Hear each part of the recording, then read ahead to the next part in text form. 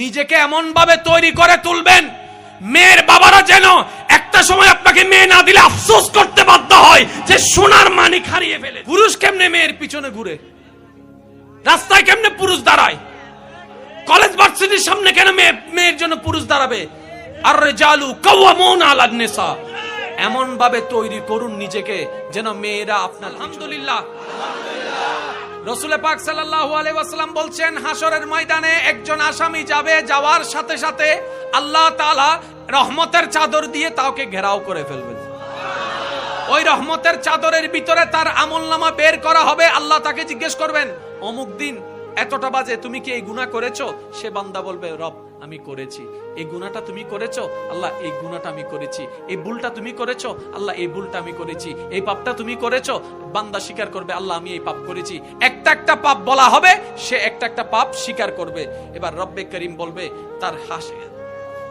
তার আমলনামার হিসাবে সে চলে যাবে জাহান্নামে। রব্বে করিম বলবে, হে আমার ফেরেশতারা, এই আমলনামার হিসাবগুলোকে আমি মাফ করে দিয়েছি, তাকে জান্নাতি করে দাও। এবার সে বান্দা বলবে, মওলা আমি জানি আমল দিয়ে কখনো জান্নাত পাওয়া যায় না, তোমার রহমত তোমার দয়া দিয়ে জান্নাত পাওয়া যায়। সুবহান। কিন্তু মওলা রে, মনে বড় প্রশ্ন, সবার বিচার করার সময় তুমি ওপেনলি করেছো, আমারটা কেন তুমি চাদরের ভিতর করেছো? রব্বে করিম বলবেন, সেদিন তুমি দুনিয়াতে আমার অনেক বান্দার গোপন খবর জানতা, কিন্তু প্রকাশ করো নাই, সে বেইজ্জত হবে বলে। তাকে গোপন খবর প্রকাশ করে তুমি লাঞ্ছিত করো নাই, সুতরাং তুমি আমার বান্দার ইজ্জত রক্ষা করেছো দুনিয়ায়। হাসরে আমি রব, সে বান্দার রব, তোমার ইজ্জতকে রক্ষা করে দিয়েছে। মওলা এত গুনার পরও মাফ করে দিলা কেন? বলে যে তুমি শক্তি থাকার পরও অনেককে মাফ করে দিয়েছো আমার দিকে তাকিয়ে, আমি রব আজকে তোমাকে মাফ করে দিয়েছি। তাহলে মাফ পাওয়ার জন্য বান্দার উপর দয়া করার দরকার। জোরে বলেন না, আছে না নাই? যেমন রাসূল পাক সাল্লাল্লাহু আলাইহি ওয়াসাল্লাম কি বলেছেন, যে বড়দেরকে সম্মান করে না, ছোটদেরকে দয়া দেখায় না, তার প্রতি কখনো আল্লাহ দয়া করে। সেজন্য যে কোনো মানুষকে আজকে থেকে আপনার রবের বান্দা হিসেবে চিন্তা করবেন। পারবেন ইনশাআল্লাহ। আপনার ভাইটা আপনার রবের, জোরে বলেন। আপনার চাচতো ভাইটা আপনার রবের, আপনার জ্যাঠতো ভাইটা আপনার রবের, আপনার চাচা বাবা আপনার রবের, আপনার স্ত্রী আপনার রবের। সুতরাং আজকে থেকে আর মারা বকা, যৌতুকের নামে গায়ে হাত তোলা, আর একটু জোরে তোর বাড়িতে নিয়ে ন দেখা, এটা আর বলা যাবে। সম্মান দিলে সম্মান পাবে। বলেন না জোরে। আর আমাকে কে কে ভালোবাসেন একটু হাত তুলেন। মাশাআল্লাহ মাশাআল্লাহ মাশাআল্লাহ মাশাআল্লাহ। আল্লাহ সবার এই হাতকে কবুল করুক। এবার হাত নামান। যারা বিয়ে করছেন হাত তোলেন। বিয়ে করছেন যারা, হামসারি বিলিউ, মাশাআল্লাহ মাশাআল্লাহ। ওই এবার হাত নামো। যারা বিয়ে না করে হাত তোলো। ও আল্লাহ রে হুজুর। আচ্ছা, এবার আমার একটা আবদার, যারা বিয়ে করেন নাই, আমাকে যারা ভালোবাসেন তাদের কাছে আমার একটা আবদার, আল্লাহ যদি তৌফিক দেয়, বিয়ে করার সামর্থ্য দেয়, ইনশাআল্লাহ যৌতুক নেওয়া ছাড়া বিয়ে করবেন ইনশাআল্লাহ। মেয়ের বাড়ি থেকে যৌতুক তো দূরের কথা, একটা ফার্নিচার তো দূরের কথা, একটা সুতাও নেওয়ার দরকার। আমার যুবক ভাইকে যদি কেউ বলে গিফট দিব, বলে যে গিফটেরও দরকার নাই।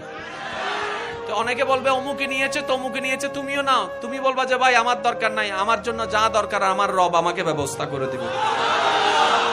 যুবক ভাইরা পারবেন তো ইনশাআল্লাহ? একটু কঠিন হবে। অনেকে আপনাদের এই ওয়াদা শুনে বলবে, ও এখন হদ দে, এত মনে থাকতো না।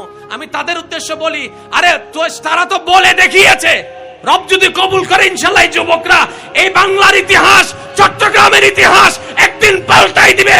একদিন সময় আসবে, চট্টগ্রামের কোন মেয়ের বাবা আর বাবা হওয়ার কারণে নিজেকে অন্যায় অপরাধে ভুগবে না। এটা বলবে না মেয়ের বাবা হয়ে অপরাধ করেছি, তারা বলবে মেয়ের বাবা হয়ে আমার নিয়ামত হয়েছে ইনশাআল্লাহ।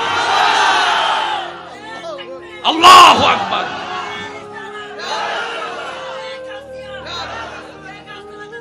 উচ্চ আওয়াজে বলেন মারহাবা। যুবক ভাইরা, যৌতুক নেওয়া যাবে। এবার মেয়ের বাবা যদি কাবিন বেশি খুঁজে, আপনি শুধু এতটুকু বলবেন, আপনি বললে 50 লাখ টাকা আমি লেখাইতে পারি, কিন্তু আমি দিতে পারবো না। এবার আপনি যদি সমাজে সবার সামনে বড় হওয়ার জন্য মেয়েকে গরুর মতো দাম তোলার জন্য 50 লেখেন, কিন্তু আমি 50 পারবো না, আমি আমার উপার্জন থেকে হয়তো 5 লাখ পারবো, না হয় 10 লাখ পারবো, না হয় 20 লাখ পারবো, আমার পক্ষে এতটুকু সম্ভবপর নয়। এরপরে যদি বিয়ে দিল তো দিল, বিয়ে না দিলে নাই, কিন্তু এতটুকু মনে রাখবেন, নিজেকে এমন ভাবে তৈরি করে তুলবেন মেয়ের বাবারা যেন একটা সময় আপনাকে মেয়ে না দিলে আফসোস করতে বাধ্য হয় যে সোনার মানিক হারিয়ে ফেলেছে। পুরুষ কেমনে মেয়ের পিছনে ঘুরে, রাস্তায় কেমনে পুরুষ দাঁড়ায়, কলেজ ভার্সিটির সামনে কেন মেয়ের জন্য পুরুষ দাঁড়াবে? আর রিজালু কাওয়ামুন আলান নিসা, এমন ভাবে তৈরি করুন নিজেকে যেন মেয়েরা আপনার পিছনে দৌড়ায়। আর এই কথা মনে রাখবেন, যে সে ছেলেরা মেয়ের পিছনে দৌড়ায়, মেয়েরা তাদেরকে ভালো চোখে তাকায় না। মেয়েরা বলে যে তোমরা তো পুরুষ জাতি, আমাদের পিছনে দৌড়াবা কেন? বরং নিজেকে এমন ভাবে তৈরি করো, ব্যক্তিত্ব এমন ভাবে সাজাও, নবীর সুন্নত দিয়ে, আল্লাহর বিধান দিয়ে জীবন কেমন ভাবে সাজাও যেন আমরা মেয়েরা তোমাকে পাওয়ার জন্য পাগল হয়ে যায়। মেয়েরা এরকম স্বামী পছন্দ করে। হদুনা মনে করে দেয় আয় সাইকেল লয় তুই এলে, রোদুত ফু এলে, তারপরে বৃষ্টিত ভিজিলে আর ফেমুত ফুরি যাইব। রিক্সা দিয়ে যাবে সময় তোমার একখানা চাহিদে, তুই খুশি হয়ে গিয়ে দাও ভাই, তোমার চাহিদে না, তোমার চেঁচারা রেখে দে, তুই কি আল না করো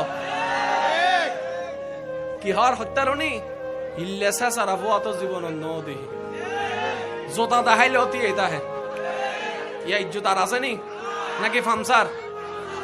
যুবক কলে না মাতের আরো জোর হনা ইজ্জত আছে না ফামসার? তো জেন্ডে ইজ্জত ফামসার ও এন্ডে জনত দরকার আছে না? আরো জোর হ জনত দরকার আছে না? আরে আপনি খুঁজবেন না, আপনি শুধু মাওলারে খুঁজেন, দুনিয়া আপনারে খুঁজবে। শুধু মাওলা মাওলা মাওলা, মাওলা যার সব তার। আর মাওলা যার হয় নাই কিচ্ছু সে পায় নাই, সেজন্য মাওলাকে খোঁজেন। আর সেই মাওলাকে, রবকে, রহমানকে পাওয়ার দেওয়ার জন্যই যিনি 12 রবিউল আউয়াল তশরিফ এনেছেন, তিনি হচ্ছেন নবী রাহমাতুল লিল আলামিন। বলেন না সুবহানাল্লাহ, আর একটু জোরে বলেন সুবহানাল্লাহ। আমি 12টায় শেষ করব বলেছি, আপনাদের মহব্বত আরো সময় বাড়িয়ে দিয়েছি। শেষ একটা অনুরোধ আমি আপনাদের কাছে করব, পারতে পার কখনো মা বাবাকে কষ্ট দিবেন না, পাড়া প্রতিবেশীকে কষ্ট দিবেন না, চোখ নিচে রেখে হাঁটবেন, চোখ নিচে রেখে আসবেন। চিনেন না চিনেন আসসালামু আলাইকুম, চিনেন না চিনেন আসসালামু আলাইকুম, উত্তর দিলে দেখ, না দিলে নাই। কারণ অনেকে আছে সালাম দিলে এটা তার আল্লাহরে সে জবাব দেখ, আপনার সেদিকে নাক গলানোর দরকার।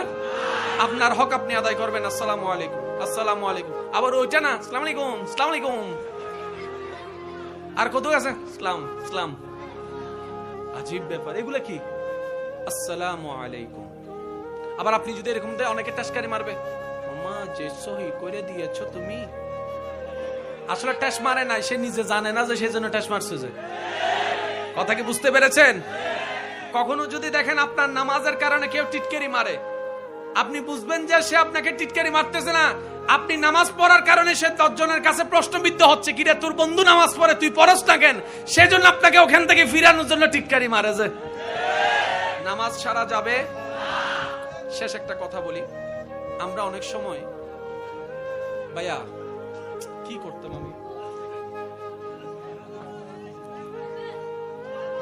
আচ্ছা আপনারা যে প্রথম থেকে চিল্লাইতেছেন, এই চিল্লানো বসার জন্য সরার জন্য কেউ সরছে, কেউ বসছে, এই চিল্লাই লাভ কি? চুপ করে থাকেন, অজম করে ফেলেন, এটা ডুবগুলি ফেল। শেষ। একবার বলেন আলহামদুলিল্লাহ। আমার এই কথাটা বলে আমি শেষ করছি। একটু মনোযোগ, সবার মনোযোগ, সবার মনোযোগ, একদম সাইলেন্ট সাইলেন্ট। দেখেন জীবনের সাথে মিলে কি মিলে না, কথাটা একটু দেখবেন। আমরা অনেক সময় নিজেকে বড় দেখাতে গিয়ে অন্যকে ছোট বানাই। আমরা অনেক সময় কাউকে আঘাত দিয়ে কথা বলি, কাউকে কিছু করতে না পারলে অন্তত ঠেস মেরে হলো কথা বলি। আমরা এই সমস্ত কথাগুলা বলে অন্যকে ছোট দেখিয়ে, একটা বড় মজলিসে অন্যকে কাউকে একটু হিট করে কথা বলে, ছোট দেখিয়ে কথা বলে মনে হয় যেন আমরা নিজেরা অনেক বড় হয়ে গিয়েছি। একটা প্রশান্তির নিঃশ্বাস আসে যে না আমি বড় হয়ে গেছি, সে তো হার মেনেছে, সে উত্তর দিতে পারে নাই। মনে রাখবেন, আমি শ্রদ্ধার সাথে বলি, ও আমার ভাই এবং বোনেরা, এই নিঃশ্বাসটা হাসরের ময়দানে অনেক ভারী হয়ে যাবে, অনেক ভারী হয়ে যাবে, অনেক ভারী হয়ে যাবে, কল্পনাও করতে পারবেন না। মানুষের দিলে যখন আঘাত লাগে, সেটা রবের দরবারে গিয়ে পৌঁছে যায়। আর সেই মানুষ যতক্ষণ ক্ষমা না করবে, রবও আপনাকে আমাকে ক্ষমা করবে না। তাই কখনো এই জবান যেন কারো মনের আঘাতের কারণ না হয়। নবী রাহমাতুল্লিল আলামিনের হাদিস সবারই জানা আছে। নবী রাহমাতুল্লিল আলামিন বলেছেন, হে আমার উম্মতেরা, তোমরা আমাকে দুইটা জিনিসের জামানত দাও, আমি তোমাদেরকে জান্নাতের জামানত দিচ্ছি। সুবহানাল্লাহ। ইয়া রাসূলুল্লাহ, সেই দুই জিনিস কি? নবী রাহমাতুল্লিল আলামিন বলে, একটা হচ্ছে তোমাদের লজ্জাস্থানের আমানত আমাকে দাও, জামানত আমাকে দাও। এই লজ্জাস্থান সব জায়গায় ব্যবহার করা যাবে না, শুধু হালাল জায়গায় ব্যবহার করবা। আর দ্বিতীয় নম্বর, এই জবান দিয়ে কারো কাছে কোনো আঘাত দিয়ে কথা বলবা না, কষ্ট দিয়ে কথা বলবা না, কাউকে ছোট করে কথা বলবা না, কাউকে ইগনোর করে কথা বলবা না, কাউকে তোমার ছোট দেখিয়ে কথা বলবা না, কারো মনে কষ্ট যায় এমন কথা বলিও না। যখনই জিহ্বা লাড়বা রবের প্রশংসার জন্য লাড়িও, যখনই জিহ্বা লাড়বা আমি নবীর দরুদের জন্য লাড়িও, যখনই জিহ্বা লাড়বা মানুষের মুখে হাসি ফুটানোর জন্য লাড়িও। আল্লাহ আমাদের সবাইকে বুঝার তৌফিক দান করুক। আমি এখন যাব, মানুষ বেশি হয়েছে, এদিকে যাবার রাস্তা আছে, আপনারা একটু শুনেন। দেখেন, আমি কিন্তু যথেষ্ট সময় আপনাদের মহাব্বতে দিয়েছি, ঠিক না? এখন আমি একটা আবদার করি, রাখবেন তো ইনশাল্লাহ? আপনারা কোনো প্রকার উশৃঙ্খলা হো হুল্লাস করবেন না। ওরা তবরুক যা দিবে ফাল্লো আলহামদুলিল্লাহ, না ফাল্লো আমি আপনাদের থেকে বিদায় নিচ্ছি। একটা অনুরোধ এসেছে, এই অনুরোধটা, আজানের একটা অনুরোধ আসছে, দেওয়া লাগবে? দেওয়া লাগবে? তো আজান